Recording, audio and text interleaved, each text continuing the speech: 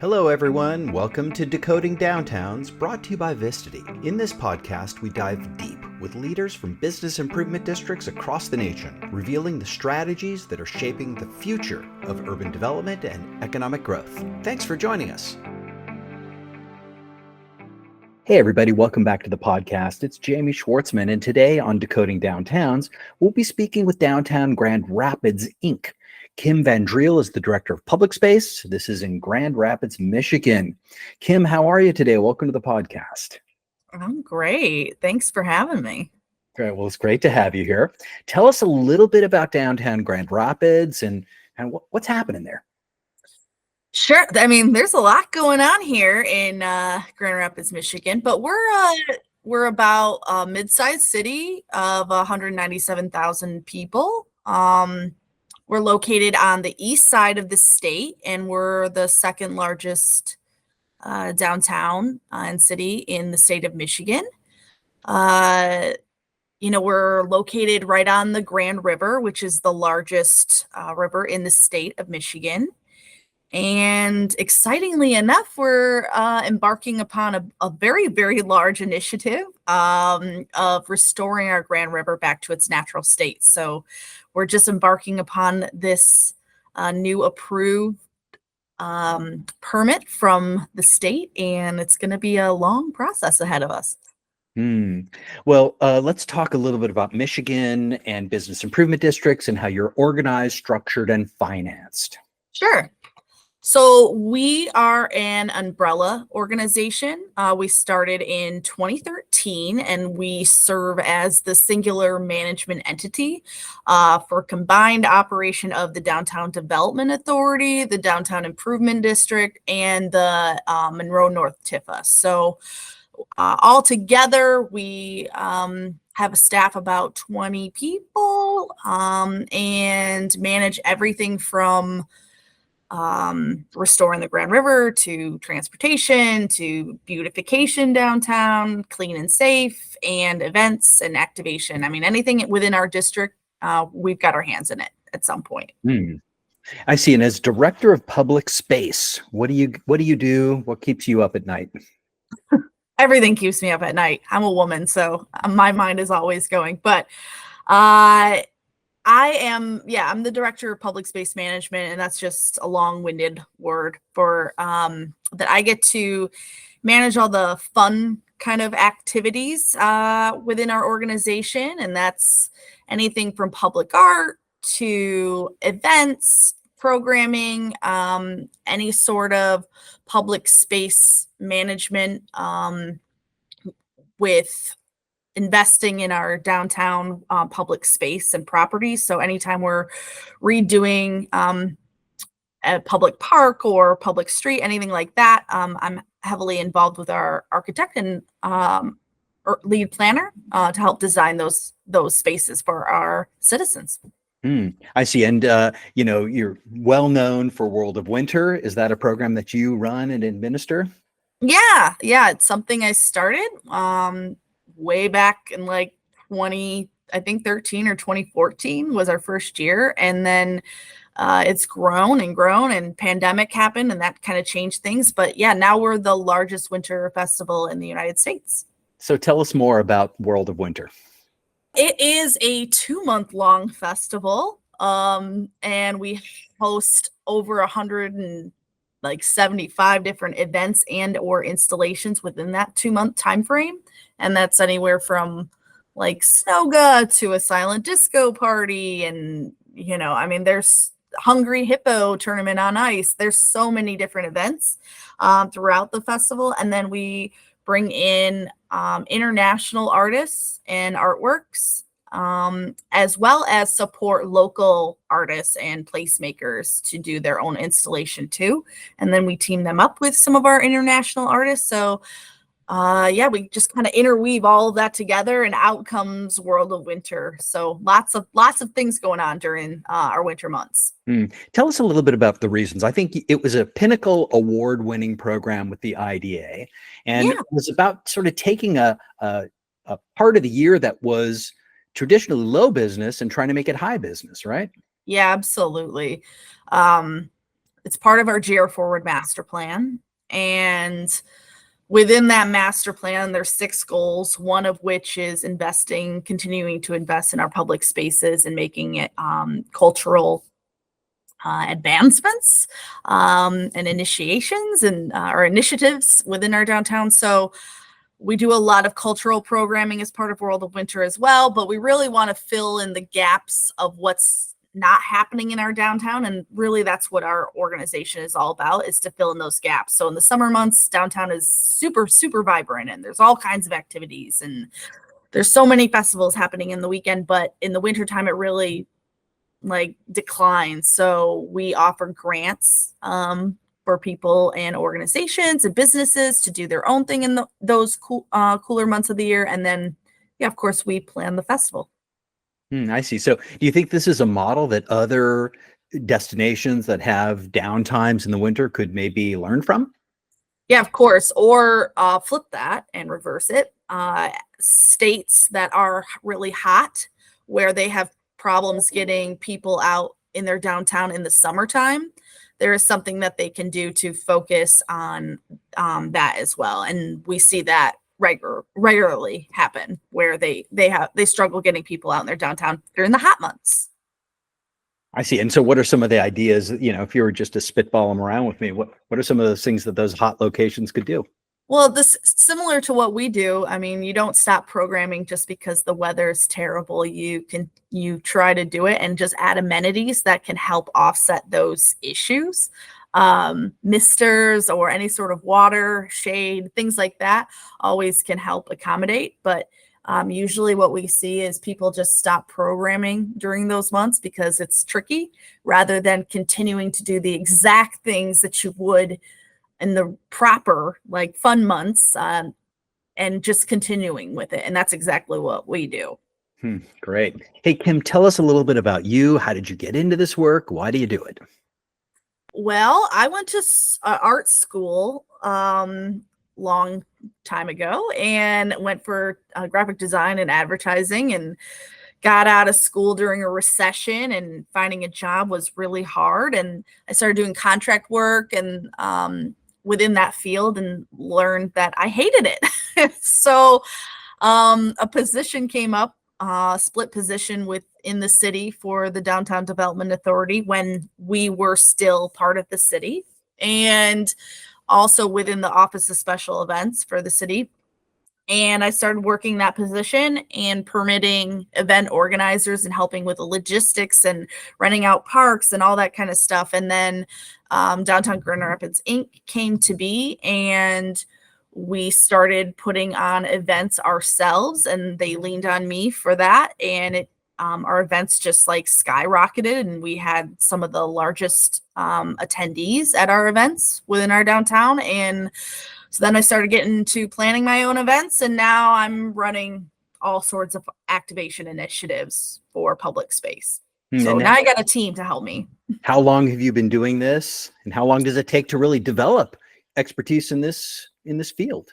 Yeah, well, I've been with the DDA and Downtown Grand Rapids Inc. for 13, 14 years now, doing this specific work. So I would say I'm pretty seasoned in everything activation, but always following other downtowns and what they're doing as well from all over the world. That continues to, I think, drive me and help me think creatively.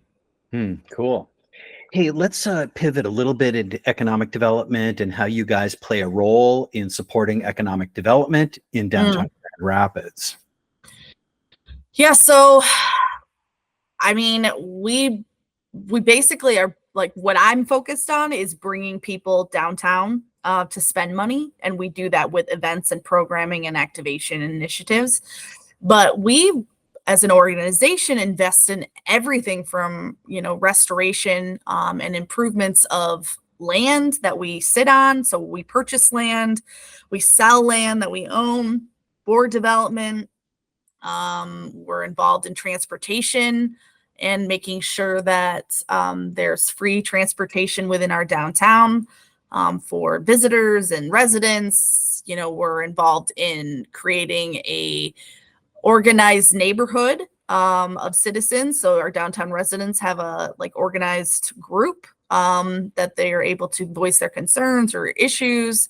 We're involved in literally, I just everything you can think of when it comes to downtown, to supporting business grants and liquor licenses, all that kind of stuff that helps bring in a large state of economic impact into our downtown. What's going on in development right now? Are there cranes in the air? Is there a lot of Yeah, groundbreaking going on? Yeah, there's definitely cranes in the air. We're embarking upon like 10 new public space park renovations, and just right now that's in the works. So large investment happening in our downtown, and footprint is changing drastically, and will continue to change as this river restoration project happens also. Tell me a little bit more about the river restoration. What's the vision for it? To bring the rapids back into the Grand River. So we are, or were, in the 1800s furniture city capital of the world, and known for it. And we put in the dams and took out the rapids for that as furniture city. So they would cut the logs upriver and then use the river to haul all that down. So there's various dams, and now we're taking out all of those dams within the Grand River in our area and footprint, and we will be restoring it back to its natural state to allow the rapids back in. So kayaking and all of that will be allowed back within our downtown footprint, which will continue to drive tourism into our downtown. Tell me about sort of the office market and how you guys are sitting right now. I think much like anywhere in the downtown, COVID made a lot of challenges for every city downtown for workers to come back. So there's a lot of vacant spaces, but now it's flipping it and turning a lot of office building into residence, because our residents are continuing to grow. So, there's a lot of different unique things happening within the building spaces, but yeah, it's definitely not a new thing. Everyone's struggling with that within their downtowns right now. How about residential? Are you seeing new multifamily, Yeah, in a lot of construction? residential, which is really great to see. So, but generally it's like not large families. It's more like studio and 1 to 2 bedroom kind of size that we see. But that's probably one of the big challenges and that we're dealing with right now is still bouncing back from COVID. And what kind of people do you see being attracted to these, downtown residential units?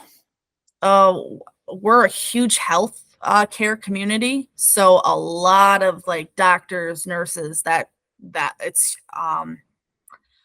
Corewell Health that's run here, and they run most of all of the healthcare here, which is huge. So also school, students, big resident student population here. But yeah, I think that's a challenge that we're continuing to focus on and help our downtown businesses, giving grants for downtown retail to continue to exceed is key. And we're also embarking on our public art strategy here, so that's probably another challenge that we're working on. Let's talk a little bit about data, and maybe the data that you track and that the organization tracks, and not just the data we're tracking, but what is the data that really people care about? Well, I'd say, like most downtowns, parking is one of the hot topics. So, we're always collecting data on parking. We're collecting data on ridership on our free Dash mobile system, riders on scooters, all of that. I mean, we track almost everything you could possibly think of, from how many people are living in units, minority and women-owned businesses. But then we're tracking like the not so sexy side of things, which is like how many weeds were being pulled out of downtown, how many pounds of trash we're getting rid of, how many cigarette butts we're collecting. The cigarette butts? Yes. Why do you track that? Because we have these urns placed on poles all throughout the downtown, where people can put their cigarette butts into. And not that we have a high population of smokers, but those that do, we want to make sure that those are being reused. So we make benches out of those cigarette butts. And we also, keep data on clean air and monitoring our air quality here. So you name it, we're tracking it. Wow. So with all that data, then how do you tell the story of economic development, and how do you create the case for why downtown Grand Rapids? Well, I mean, each data collection has its own, I think, viewership and of interest. But ultimately, I think everything goes back to our GR Forward master plan and making sure that we're moving things forward, things that the community said that they wanted to see. And we're continuing to check those things off one by one through the master plan. And it's really exciting that we're at the end of our master plan here, our 10-year plan, and have checked off most things that the citizens have wanted to see. So now we're going to be looking at updating that plan and, continuing to move things forward. Tell me about what that process was like, creating GR Forward. It was a robust plan. It took about a year, a lot of community input, and focus groups and public meetings. And, it was masterful, that's for sure. But that kicked us off to a 10-year plan of development and like the river restoration and more education downtown, and a downtown like neighbor network, and again the winter activation, stuff like that. So all of those things came through as key findings. There were 6 like total goals that we focus on, and now we're nearing the end of that, and that's really exciting. Interesting. So how about, using the data for dashboards, reports, data visualization? What do you guys do in that area? Yeah, so depending on what we're tracking, but we use, things like Placer AI or ped counters, and even video footage as well that collects data, certain types of surveillance cameras. So all of that reports back depending on what we're trying to track and share. But for me specifically, I monitor like attendees and foot traffic at events, or if we put up a new mural in a new area, like is it more inviting? I built a skate park with partners, and we monitor how many skaters are using that area. So we use a lot of that kind of data to report back to our board. Do you think this is something that's going to be ongoing and people are more interested in data as we move forward? I think so. The general population, maybe not so much, but definitely the funders and the people supporting the projects, making sure that they're happening.